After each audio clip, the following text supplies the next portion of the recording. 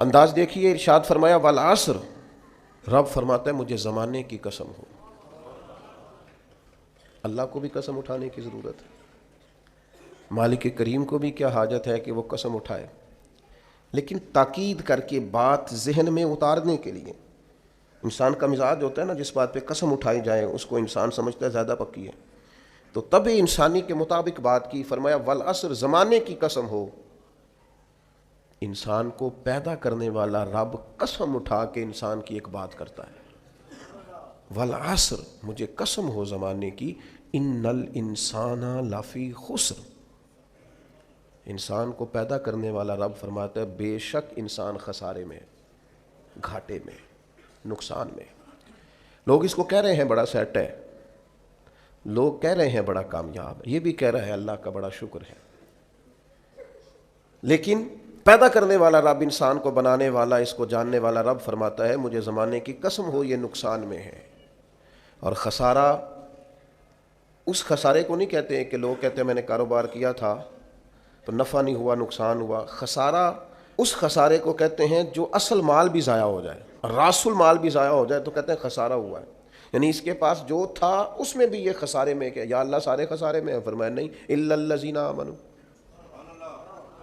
جن میں 4 صفتیں پائی جائیں وہ نہیں خسارے میں۔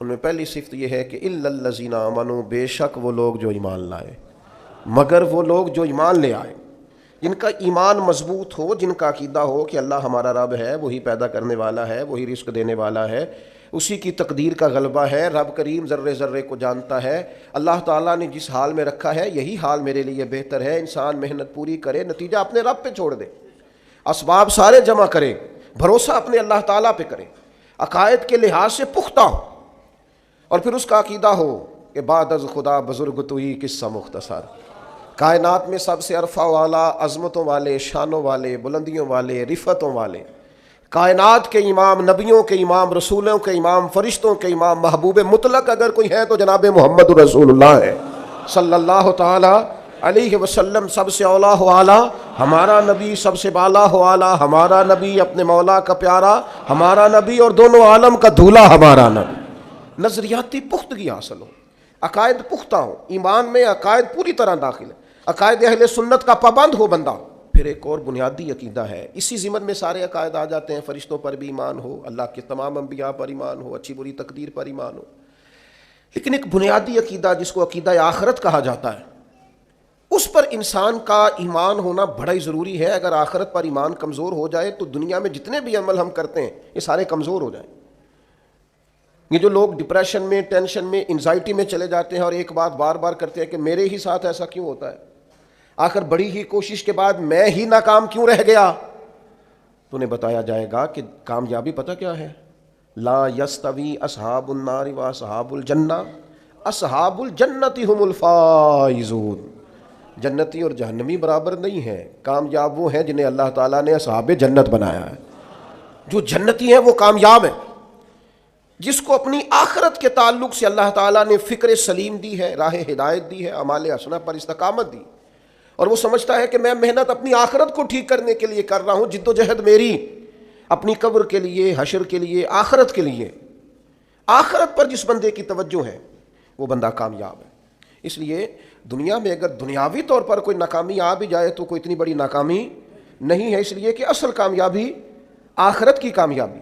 تو عقائد مضبوط ہوں، اور پھر عقائد اہل سنت کی پابندی اس کے پاس موجود ہو، نہ رفس کی طرف اس کا رجحان ہو، نہ خارجیت کی طرف اس کا رجحان ہو، اس کے نظریات ستھرے ہوں، اجلے ہوں، خوبصورت ہوں، وہ رسول پاک کی ذات گرامی کی پوری غلامی کرنے والا وہ شخص، تو اس کے نظریات اعلیٰ ہوں۔ تو فرمایا کہ انسان خسارے میں ہے، الا الذین آمنوا، مگر وہ لوگ جو ایمان لائے، وعملوا الصالحات، اور جنہوں نے نیک اعمال کیا۔ اور یہاں بات ختم نہیں ہوئی، 2 صفتیں اور بھی پیدا کریں۔ یہ 2 باتیں ان کی اپنی ذات تک تھیں، آمنوا وعملوا الصالحات، یہ 2 باتیں ان کے اپنے لیے تھیں۔ اب وہ سوسائٹی کو کیا دیں؟ 2 کام معاشرے کے لیے بھی کریں، وتواصوا بالحق، حق بات کی نصیحت کریں وہ معاشرے میں، خیر کی بات کی نصیحت کریں، وائرل باتیں نہ کریں کہ آج کل یہ موضوع چل رہا ہے تو ذرا میں اس پر بولوں گا تو کچھ ویوز میرے بھی بڑھ جائیں گے، وائرل باتیں نہیں کریں۔ وتواصوا بالحق، وہ حق بات کی نصیحت کریں کلمہ حق کہیں اور حکمت کے ساتھ کہیں، ادعو الی سبیل ربک بالحکمہ، دانائی کے ساتھ کہیں، لوگوں کو سمجھانے کی نیت سے کہیں، کلمہ حق ان کی زبان پر آئے۔ اور میرے نبی پاک علیہ السلام نے فرمایا سب سے افضل جہاد ظالم بادشاہ کے سامنے کلمہ حق کہنا ہے۔ آپ حق کے ساتھ کھڑے ہوں، پھر آپ لوگوں کو امر بالمعروف کریں، پھر نہی عن المنکر کہیں، اور وہ بھی بندہ دیکھ کے نہیں۔